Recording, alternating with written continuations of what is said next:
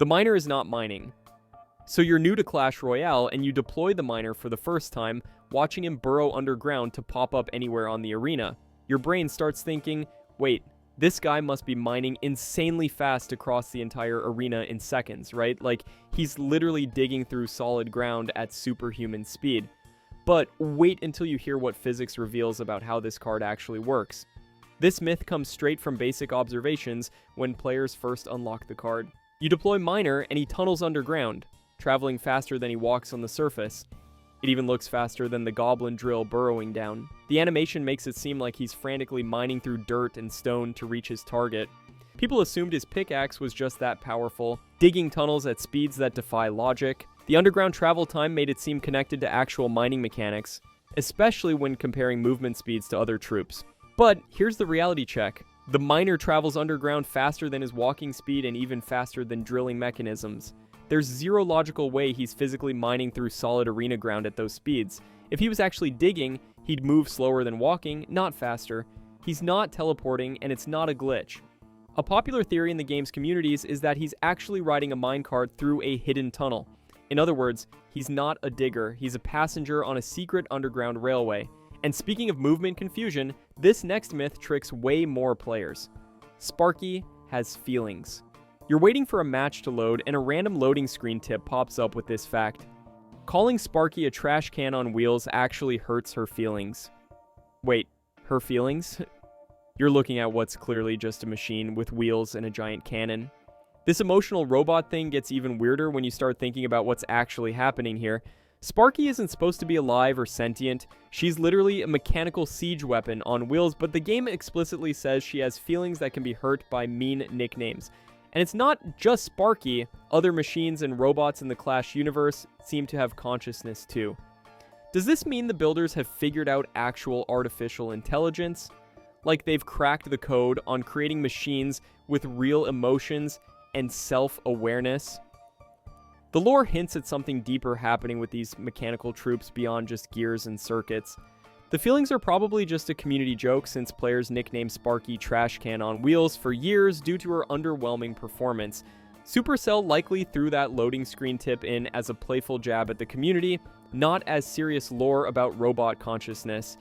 It's just a fun meta reference without any deeper meaning about AI in the Clash universe. The emotional confusion can make you overthink the lore for a bit, but it's probably just the devs having fun with player memes. And speaking of machine consciousness and secret mechanics, this next myth has players convinced the bomber defies the laws of the game. Bomber hits. Air troops myth.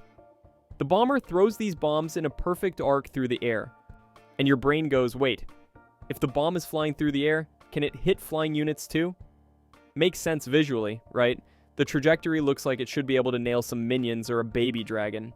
But this targeting mistake gets players in way more trouble than you'd think. Here's what actually happens.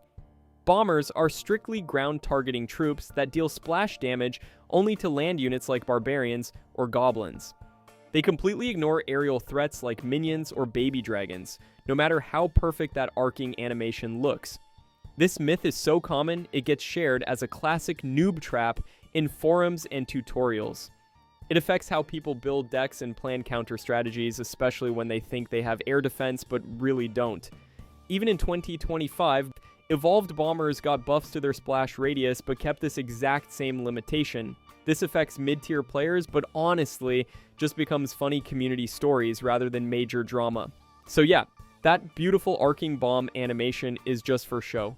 Bomber exclusively hits ground units with splash damage and will never, ever touch anything flying, regardless of how the bomb looks when it flies through the air. And speaking of confusion, this next one had the entire community convinced they knew what was coming. The minion evolution.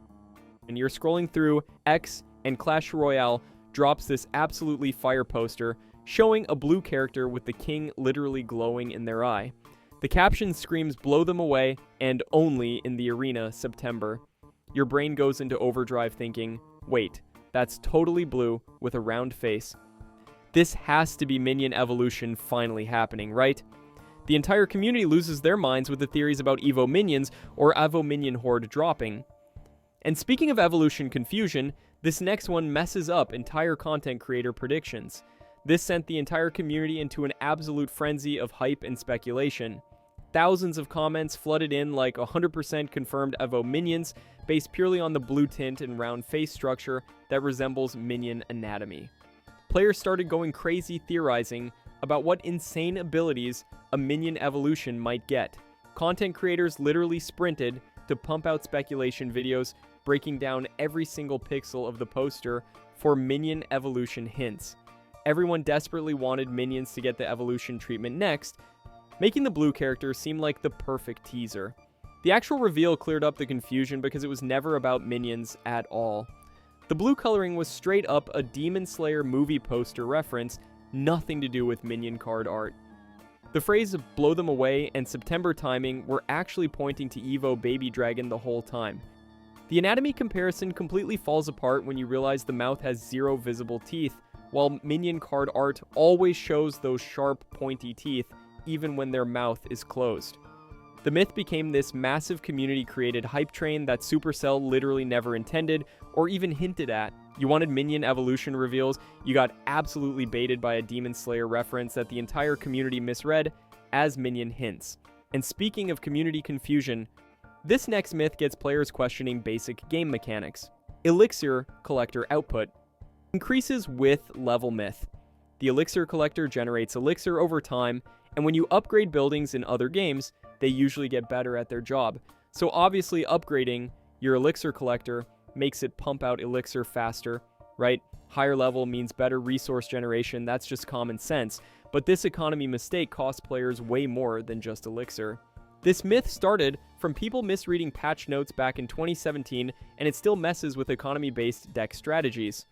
Players overestimate their resource gains and make suboptimal plays, thinking they're getting more elixir than they actually are. It keeps popping up in discussions about building viability and whether the elixir collector is worth running. People waste upgrade resources expecting economic benefits that don't exist. Here's the truth that'll save you resources. Upgrading only increases the collector's hit points, so it survives enemy attacks longer. The elixir generation rate stays exactly the same at 8 elixir over time, no matter what level it is. Even with new tower troops like the Royal Chef sparking fresh economy debates, the elixir collector production never changes with level. And this reward conspiracy goes deeper than most players realize. Chess type based on match closeness myth. You barely win a match by like 50 hit points and think, man, that was close. I probably deserve a better chess for that clutch victory.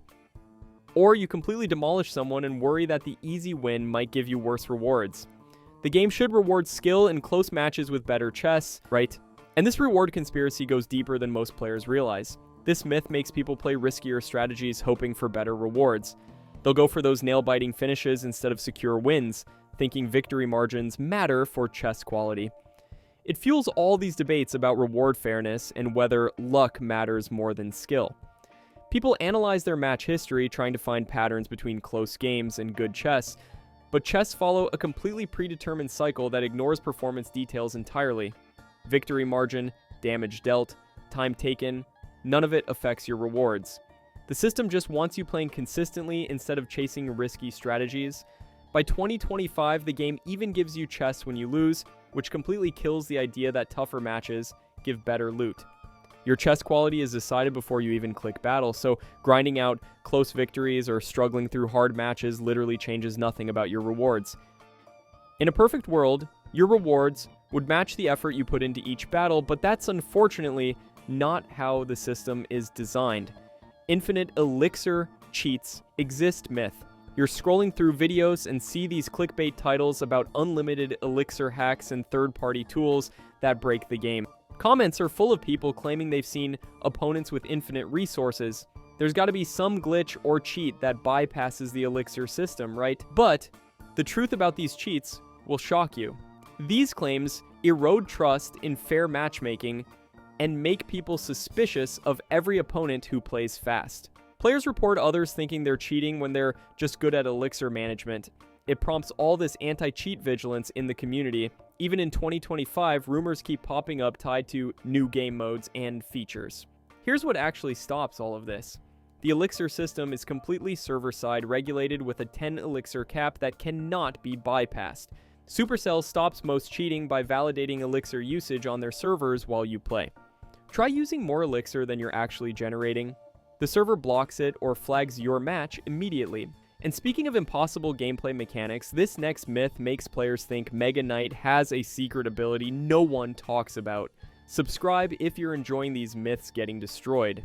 Mega Knight kills minions by tapping myth. Your Mega Knight keeps getting wrecked by minions, and you're frustrated as hell. Then you hear about this secret technique where you tap the Mega Knight 3 times while chanting, and it supposedly unlocks air targeting. Sounds ridiculous, but desperate times call for desperate measures. This ritual gets even more ridiculous when you see what players actually do. Players actually perform this superstition during matches, tapping their screen 3 times, hoping to unlock some hidden air damage ability. It's born from pure frustration with the Mega Knight's lack of air counters. Of course it doesn't do anything at all, but you can't deny it's hilarious seeing players genuinely attempt these rituals. The Mega Knight has ground-only splash attacks that never hit air units, period. No amount of tapping, chanting, or ritual dancing changes this fundamental mechanic. It's purely a meme that became popular community content, but it has basically no strategic impact on actual gameplay. But this next myth actually has some truth to it. Troops are forced to battle myth. You're watching Clash Royale animations and notice the king recruiting troops in ways that seem a bit pushy. Some animations show arena staff like cleaners suddenly getting pulled into battles, and your brain starts thinking, wait, does the king just draft whoever's around to fight in these arena matches? Like he's running some kind of surprise tournament system where nobody has a choice. The community jokes about whether troops actually volunteered or just got volunteered to participate. And speaking of recruitment confusion, this next myth makes players question how the arena system actually works. This affects how fans interpret the game's tournament structure and creates funny theories about troop participation. Players point to animations showing the king recruiting what looks like people from Clash of Clans villages or arena workers in ways that seem spontaneous or overly enthusiastic. The way recruitment happens makes it seem like troops don't get much say in whether they want to fight. Some fans joke that the king runs a system where he just shows up to villages and recruits whoever's available for battle. Content creators make memes about how the king maintains his tournament roster through aggressive recruitment tactics, pulling people from their daily lives in the Clash universe into surprise arena competitions. The actual answer shows arena battles are voluntary competitive tournaments with rewards, not forced conscription. While the animations show arena staff like cleaners getting recruited, the community often interprets these scenes as the king recruiting from Clash of Clans villages, which makes it seem more invasive than it actually is. The recruitment animations are meant to be exciting and invitational rather than coercive. The king is enthusiastic about building his roster, not forcing unwilling participants. The comedic storytelling shows anyone can become a champion, not proof of mandatory service across the Clash universe. It's just stylized animations about voluntary tournament participation that the community misread as something way more serious than intended. Royal recruits became the Dark Prince. You pull up the Dark Prince card and immediately notice he looks suspiciously familiar. Same build as a royal recruit, just with black armor and a spiky shield instead. Then you remember hearing the royal recruits ramble about wanting ponies and metal buckets, and it hits you that maybe the Dark Prince was once just a regular recruit who leveled up through the royal ranks. Like he earned his dark transformation through combat and rose through the hierarchy to become a prince. The community has been obsessed with this theory for years, spinning entire narratives around how a regular soldier became royalty. This affects how fans interpret the game's lore and creates elaborate theories about the royal family structure. Players obsess over the connection between royal recruits and the Dark Prince, analyzing card details like his 4 elixir cost and epic rarity as hints about his journey through the royal ranks. The fan theories are honestly pretty creative and weirdly compelling. Stories about him being overshadowed and eventually finding power in darkness because he couldn't compete for the light. Detailed progressions showing his rise from recruit through intense battles and challenges. Emotional narratives about a soldier fighting in obscurity until he finally had his own moment. These ideas spread across platforms and got so much traction that fans started treating them like they're actually part of the game's lore. The actual answer is way simpler because Supercell has never officially detailed a direct progression from Royal Recruit to Dark Prince. While the game's visual and mechanical design allows fans to speculate about connections, there's no confirmed lore linking them as the same character or suggesting a career path between the two. The Royal Recruit's card description mentions wanting ponies and metal buckets, and the Dark Prince's design exists in the same universe, but Supercell hasn't made an explicit connection between them as canon story elements. The truth is, the Dark Prince's backstory is way more interesting thanks to community creativity than anything Supercell has officially confirmed. Fans connected the dots between design elements and built narratives so compelling that many players believe them as actual lore. The Builder became the Mega Knight myth. Every time you see a Mega Knight jump into the arena, those blue eyes hit different. Back in August 2017, the Builder just dipped from Clash of Clans on some mysterious vacation, leaving nothing but a note on his hut. Then boom, exactly 1 month later, the Mega Knight drops in Clash Royale with the same blue eyes, that round nose, and suspiciously similar vibes. The community went wild thinking the Builder got tired of being disrespected for just building stuff, so he literally built himself a massive suit of armor to become an absolute unit. The timeline matched perfectly, the faces looked identical in overlays, and the Builder had the skills to craft that armor. It was too clean to be just a coincidence. This theory absolutely blew up and had the whole community in a chokehold for years. YouTubers like Eclipse and Retrex dropped videos in 2017 that racked up millions of views, breaking down every facial detail. Reddit was going crazy debating whether the armor made him bigger or if Dark Elixir changed his whole appearance. The theory gave both characters main character energy, turning a humble builder into someone who said, "Forget this," and reinvented himself as a legend. It made everyone look at Mega Knight different, like there was actually a whole story behind the armor instead of just another OP card everyone hates playing against. The reality is, Supercell straight up said, "Nah, that's not it," multiple times. In 2024, they dropped official lore on Instagram, showing Mega Knight was actually just some knight with soft hands who got clowned by everyone, so he built his own armor to prove himself, nothing to do with the Builder. The Builder literally shows up in that same animation, cheering in the crowd for P.E.K.K.A, confirming they're completely different people. Plus, the evidence doesn't really add up.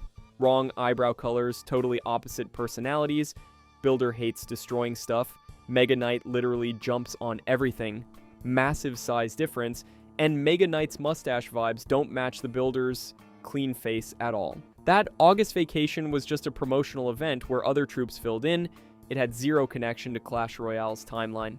And this final proof shows they were never the same person, just two characters fans really wanted to connect.